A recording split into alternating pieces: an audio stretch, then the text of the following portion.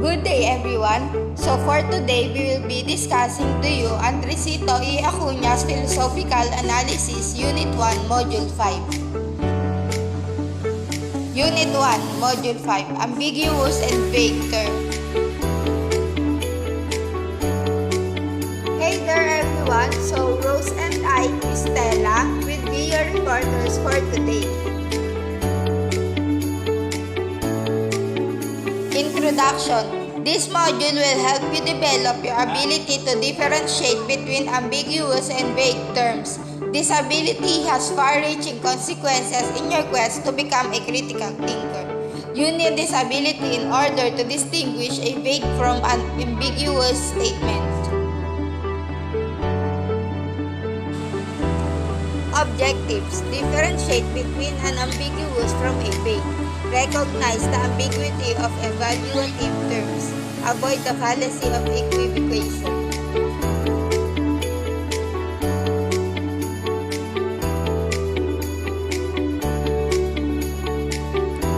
Ambiguity is a matter of degree. The more uses of terms acquired, the more ambiguous it becomes. But when a term has acquired too many uses that it becomes very difficult to determine the proper language game in which the term is used, then the term has become too ambiguous.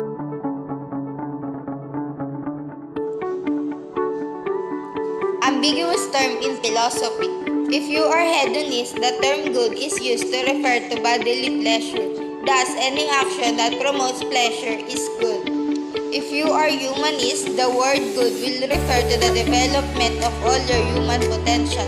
Therefore, if an action has tend to develop of your intellectual potential, the action is good.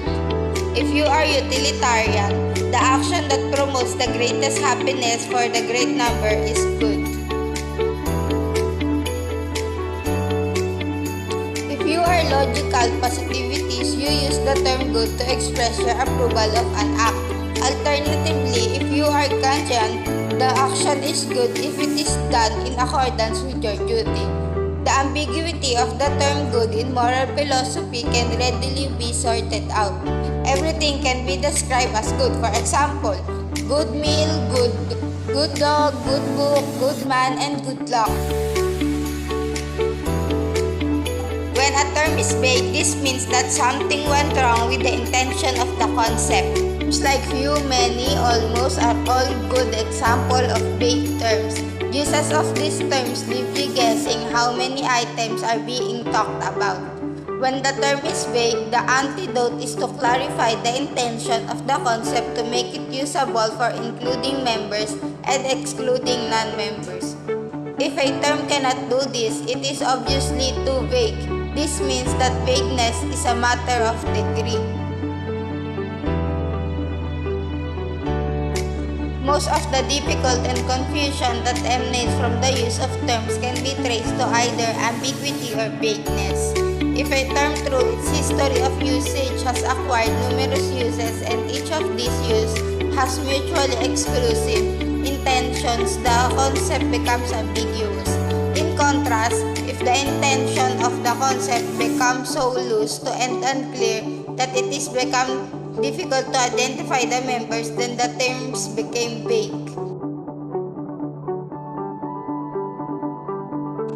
Misunderstanding and useless controversies often result when a term has acquired multiple uses. Often, a speaker will use a term in one way while his hearer takes it in a different way. Moreover, if both are not aware of this shift in uses, the result is linguistic confusion. The best antidote here is to apply the cardinal rule. Never take a part in any verbal dispute unless the disputants are using the same word in the same way.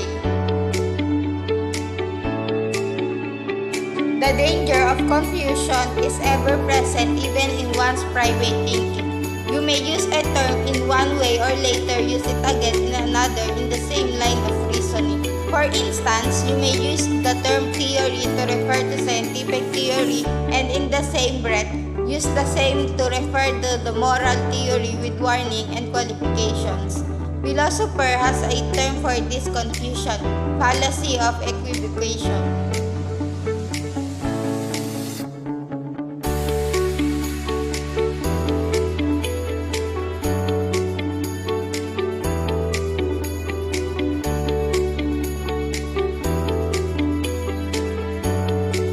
Take note, the only antidote to either an ambiguous or vague concept is to define them.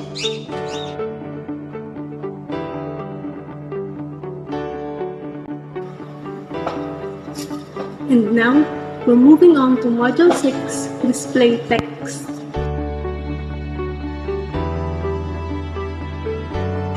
Introduction. You will deploy all the skills, concepts, and principles you have learned from the first module in order to develop your ability to define any terms. This ability is one of the indispensable skills of a critical thinker.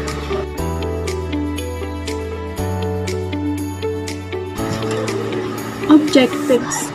Distinguish different types of definition. Discuss the importance as well as the limitations of each type of definition. State the importance of intension and extensions in order to have complete understanding of the meaning of the terms. Explain the techniques of operational definition.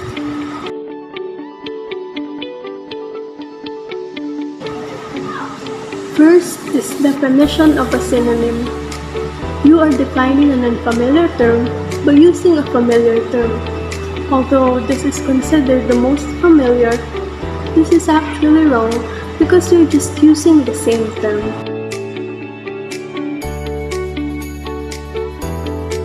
Next is ostensive definition. This is the most common way of giving definition because you're just giving an example of a term. Third is intentions and extensions.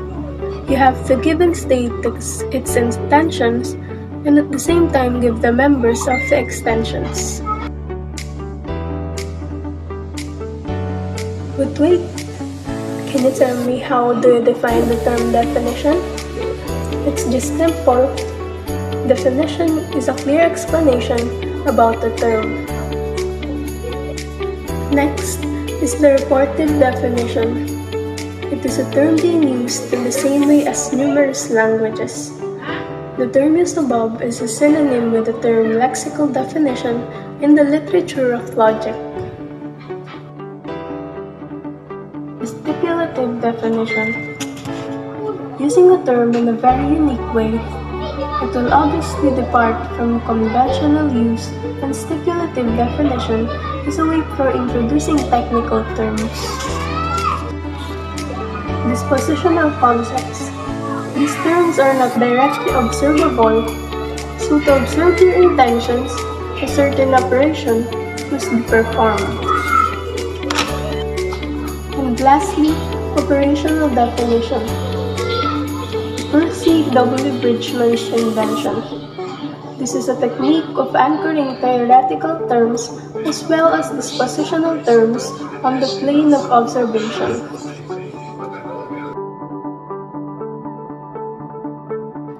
Module 7, Analytical Definition.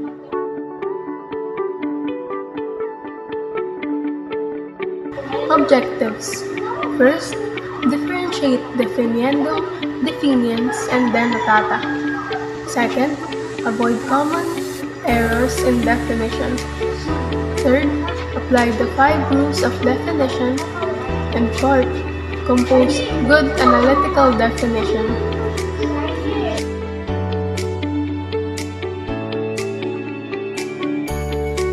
Analytical definition focused on the statement of the intention without bubbles and offering of typical examples of the extensions.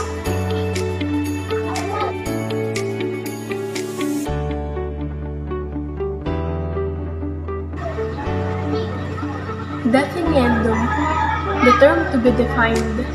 Definiens, that is usually consist of 2 parts, genus and differentia. Genus, a wider concept of which the definiendum is a member. Differentia, it states the traits or set of traits, characteristics or functions that distinguishes the definiendum from the other species in the genus.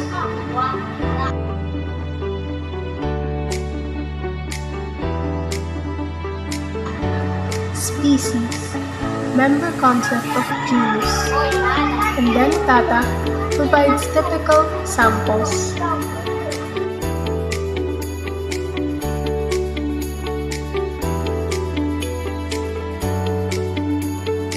For example, definiendum, a bird. Definiens, genus, is an animal, differentia, with feathers. Denotata, ostrich, chicken, and pelican.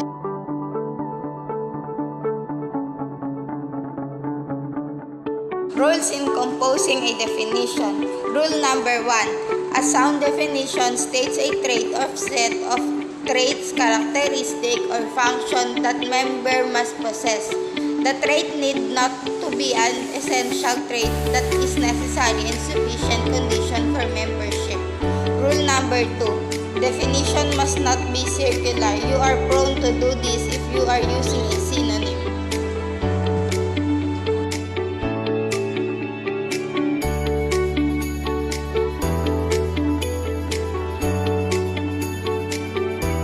Rule number 3. A sound definition must not be stated in negative when it can be stated in affirmative. Rule number 4. A sound definition should not use figurative, obscure, and metaphorical language. Rule number 5. Lastly, avoid defining by synonym or by ostensive definition.